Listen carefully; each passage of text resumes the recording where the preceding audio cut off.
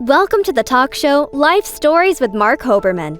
The goal of this show is to provide a learning experience to people of all ages, with guests from various fields in academics, a wide range of industries, and insight into the many forms of art, athletics, and entertainment. We hope you enjoy the show. Actor, producer, and director Chris Gaunt is today's guest. Chris will discuss his very busy acting career and several new projects. Actor and more, Chris Gaunt. Welcome to Life Stories with Marc Hoberman. Hi, Mark. Thank you so much. Pleasure to be here this morning. Oh, so nice to have you, Chris. Chris, based on all the projects you're currently involved in, it seems like you have just enough time for this interview and 1 hour to sleep. I figured it out mathematically. So I'll sleep when I'm dead. Yeah, I heard that before. Many had a personal trainer that used to say that. I wanted to sleep during the personal training. So you know what, Chris? Before we dive into current work, when did you first get the acting bug? Yeah, good question, Mark. I got the acting bug really young in life. As a young boy, probably 7 or 8 years old, my dad traveled a lot. So I'm one of four, oldest of four children. So my dad was on the road a lot. So when he'd come back, usually late Thursday night or Friday, I couldn't wait to do a couple of things. One would be to dive into a movie. So we'd go to the movies as a family. And I loved films as a little boy. It was a great chance to escape for a few hours in the theater, but also a great chance to reconnect with my family, particularly my dad, my mom, and my two sisters and little brother. And then we also would talk about films, endlessly after we saw them. We'd revisit the film as well as good television. So it was one of those fond memories that I have as a little boy that's carried me on through adulthood. And now many, many years later, I'm still obsessed with film work and really good television. Well, so I know you do a lot of film work besides acting, and I want to get into that a little bit later. But what films did you see when you were younger with your family? Oh my gosh. I think for me, the films that struck a chord were really good dramas with a sports angle. I mean, I was obsessed not only with film and good television, but also with sports. So wanted to, like a lot of probably young kids, I can only speak for myself, but I wanted to be a professional athlete, and that obviously didn't work out. But so, I mean, I remember, talking and seeing all the Rockies. So anything that had to do with sports stories. I remember the Brian Piccolo story as a really, really little boy. And I remember crying when, Brian Piccolo was at the bedside of Gale Sayers as he passed away. Two teammates. It was just so moving. And I thought James Caan did such a great job, as well as all the other actors in that film. And I remember, bawling like a little kid because I was a very small, young little boy. And that, I think, is the first sports movie where it not only was sports minded with kind of as a backdrop, but it was a very intense emotional drama as well. That, Rocky, and then countless other movies that combined drama with sports. And then it just merged into something where it was more action related and drama with really solid acting, solid directing, solid cinematography, where you could really get lost for, an hour and a half, 2 hours, 3 hours, however long the movie was. Oh, for sure. And that resonates with me selfishly because I was a huge Rocky fan. But it's amazing how many years that franchise lasted because I saw it when I lived in Yonkers, New York in the 70s. And then I saw it as an usher in my, 20s. I worked as an usher in the movie theater. Then as an adult, the Rocky Balboa, all the later ones.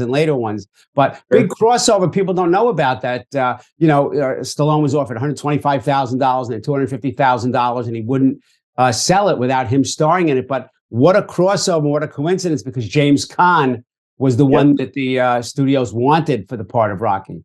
So I got to tell you, I'm a baby like my mother anyway when it comes to movies, but terms of endearment and Brian's song, if you can't cry at those, you're not a human. So Brian, both films, great acting, great directing, great storylines that really tug at the heart.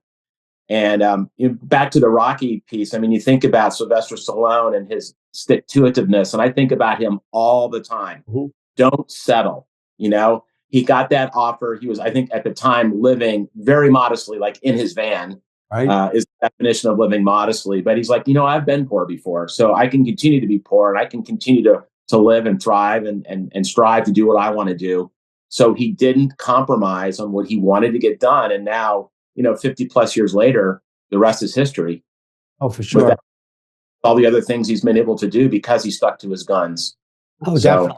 And I'm old enough to remember him from The Lords of Flatbush with Henry Winkler. Me too. He was in, I want to say Bananas, but I could be wrong, but it was a Woody Allen movie where he and two other people, I think it said punk number one, punk number two, punk number three. So he was one of those people who accosted Woody Allen on a subway. So, it's nice talking film with someone who's in film, but it leads me to my next. I don't want to say just an actor. Being an actor or an actress is hard enough. But what drove you to add producer and director to your vast repertoire? Sure. So I've always been another good question. I've always been really interested in kind of the trifecta or even more. So act, produce, direct, and write. And I've always been interested in the full Monty, all of it. And I thought, I dip my toes in, not slowly, because I never do things slowly, really. I'll dive into the 12-foot end of the pool right away, jump into the deep end and see if I can swim in the acting lane. But as a result of doing some acting work, folks found out about my 32 years of big business experience. I did not look like this. It was very much more parochial. It was much more, short hair. Everyone kind of dressed the same. Although within the context of that parochial business environment, that taught me some really good fundamental lessons on business. And to me, I always underscore this. It is a business. So I acted and loved to act, through auditioning my tail off. But as a result of that, when I got to know producers and the directors and other actors, they'd be like, it seems like you have a decent sense for business given your 30 plus years of business experience. Would you like to come on and help us produce? So I started associate producing, which led to producing, which led to executive producing, which doesn't always mean just the money. So yeah, my lovely wife and I, we do invest in films, which has been terrific. But we also, I help hunt and raise money for films, whether it's pre-production, production, or post-production funding. I love the entire process. So now it's morphed into acting, producing, executive producing, directing, and writing. So that opens the world up. The other piece, selfishly, I bet a little bit, for those that have been in this business a while, particularly on the acting side, is it's a tough business. We know that.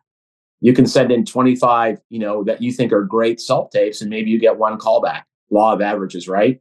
So to the extent that I can do a better job controlling my own destiny, where I'm throwing my hat in the ring, not only as an actor, but also as the writer, director, and executive producer, great. I mean, it increases the odds of you being able to work and do something that you really find meaningful and want to bring to life on film.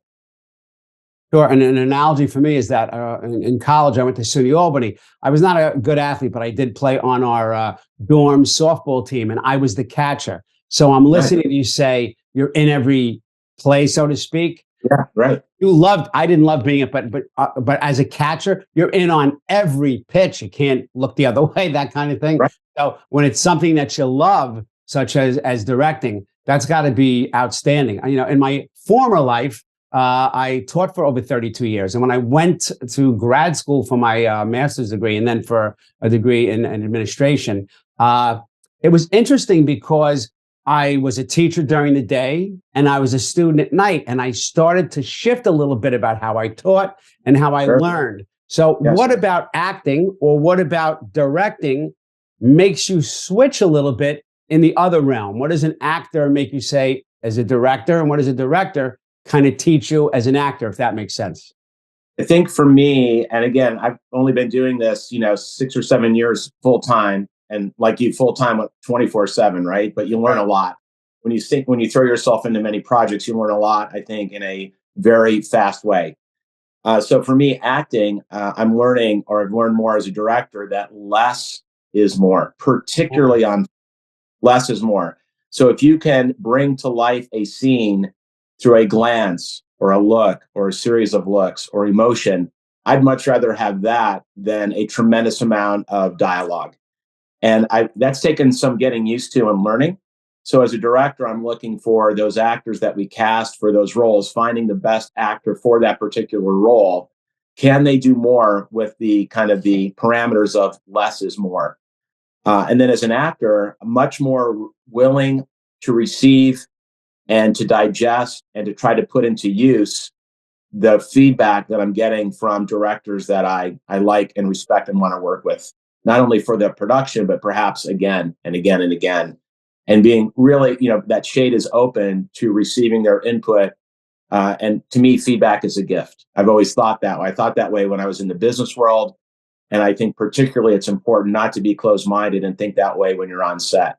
Because oftentimes these people know what they're talking about. It's not their first rodeo. They know what they want to see.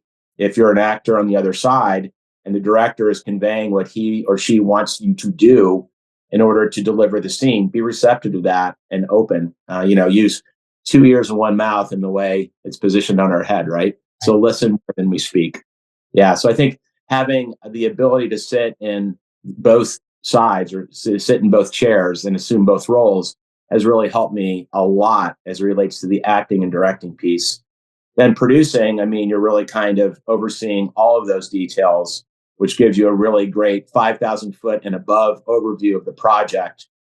And then again, writing, very different because you're microscopically involved in everything when you're developing those characters. So you as a writer should know those characters better than anyone else. And as a side note, I live about 40 minutes north of Albany. So I know SUNY Albany really well. Good. We'll talk about good wing places later. So yeah, absolutely. Yeah. I went to school in Buffalo, so I know good wing places. Oh, sure. Yeah. Too much snow for me. But, yeah. Yeah. So interestingly, it's almost like being a schizophrenic. You're in a special position, I think. But walk me through, you're sitting in the director's chair now, someone's auditioning, you're producing, someone's auditioning, and now you have to say no to someone, and you've been in that chair, and you've been in that position. So talk to me about the more personal aspect of your job in that role. Mark, it's really difficult. Having been on the other side, on the acting side for so long and doing, when you're really gunning for things, to me, it's law of averages. So you can put together the best self-tape or the best live audition, think to yourself, wow, I really knocked that out of the park, or geez, I wish I could have done something differently. And then sometimes you get parts that you didn't think you deserve or you would have never gotten. And other times you think you knocked it out of the park, and it's the sound of crickets, as we know from the self-taping or audition process. You don't hear no, you just hear nothing, which is sometimes more debilitating than hearing no. So what I do as a director or producer, if I'm on that side of the fence, is I try to do my best, can't always do it depending on the size of the project, to get back to every actor one way or the other, to let them know, appreciate you auditioning for this, and don't give them maybe 20 minutes of here's why you got it or didn't get it. But for those that did not get it, just a simple callback to reassure them that they're good, that they did a fine job, they put their best foot forward, but for whatever reason, they just weren't right for that particular role. They may be a great actor, but if you have someone in your mind for that role, they just may not be a good fit. So don't take it personally. It's not you necessarily, unless they were unprepared for the audition, they're fumbling and bumbling around. That's different. And that's a lack of preparation, which is a totally different, coaching session, I think. But if they're prepared and did their best, that's all you can do. But I still feel really bad not giving someone the role, but you can't give everyone a part. You can't. It's very finite. And I also think if you're involved in the writing process, directing and producing, often I am now, in your mind, you pretty much know the type of character you want to cast for that particular role. And someone's going to need to be really good or different, put a different spin on it to get you to broaden your horizons to think about them if you haven't thought about them already. Because when you're writing a character, when I write, I know exactly the type of person, because you've lived with that character, that you want to cast in that role, which limits the field, right? It limits the playing field. It even becomes more difficult to secure that position. Even if they knock it out of the park, they may just not be right for that role, but they could be a heck of an actor. Yeah, it's interesting because I was always a big Reacher fan when the books were out 10, 15 years ago. And when you read it, you're imagining this big guy, and then the movie part goes to Tom Cruise, and who's a phenomenal actor. But and he pulled it off because he's a great actor. But then when the version came on the streaming services, that's the character that I saw in my head as There I you was go. reading. And you mentioned some things. I like the humanistic end of it, which we don't always hear about. I had director Armand Mastriani on my show a couple of years ago, and he Nice. spoke about taking the people off who couldn't make it during the audition, or talking to the actors once they got the part and really connecting with them. But he also told me about some difficult times. And I always bring this up on my shows. I like to talk about the story behind the glory. So what have been some of your biggest challenges in the entertainment business? How much time do we That's a have? 3-hour show. Yeah. So we know this business isn't easy, right? That's a gift. And I'm not one to, cry in my milk about that. It's basically, no use crying over spilt milk, as they say. So it's like you put your best foot forward and you let the chips fall where they may. And I must say, I'm much better at that now than I was, say, 5, 6, 7 years ago, where you're putting your heart out there and you just are struggling with, why didn't I secure that particular role on the acting side? So I think the challenging parts for me now, because I'm doing all four, write, direct, produce, and act, is, an independent film world. It's bringing the story you want to bring to life, knowing typically the things I've worked on have been independent projects where you're always kind of rattling that tin can, for lack of a better expression, trying to round up the money, which is not easy. And it's almost like chicken and egg, because oftentimes if you're greasing the skids and have a distribution interest or deal prior to filming, and or A-list or B-list stars lined up in your production, which is not easy and can be very costly, as we know, then there's a greater likelihood that eyes may be seen, eyes may be interested in watching that project. Again, it's chicken and egg. You have to have the money to be able to secure distribution interest, to be able to secure celebrity or A-list or B-list star interest, because they're extremely busy, they're in demand, and they're not cheap, right? So I think funding projects has always been a challenge. But I keep coming back to, if the writing is really strong and the story is compelling, you can and will find people, and I'm proof of this, with the projects I've worked, you can and will find people that are interested in helping you bring that story to life in a number of different ways. So I think that's challenge number one. Challenge number two is, for me, I think I'm getting a little better at, you just can't take things personally in this business. You can't. You put your best foot forward, whether it's on the acting side or whatever you happen to be doing, and then let the chips fall where they may. If you're putting it out there for the world, and for whatever reason you're not right for that part or that particular position, whether you're producing, writing, acting, or directing, then you've done your absolute best. All you can ask yourself is to give your best every day. And then again, you let it go, take a deep breath, regain your composure, and take another swing at the plate. And I do think it's one of those things, Mark, and you know this, but it's law of averages. The more swings at the plate. And also, I think there is a bit of luck there. It's luck, it's talent, it's law of averages. But I watched an interview with a celebrity recently, a very well-known actor, who said, if you quit, you're guaranteed not to have success. Right. If you in there, you may have success, no guarantees. But if you quit, you won't.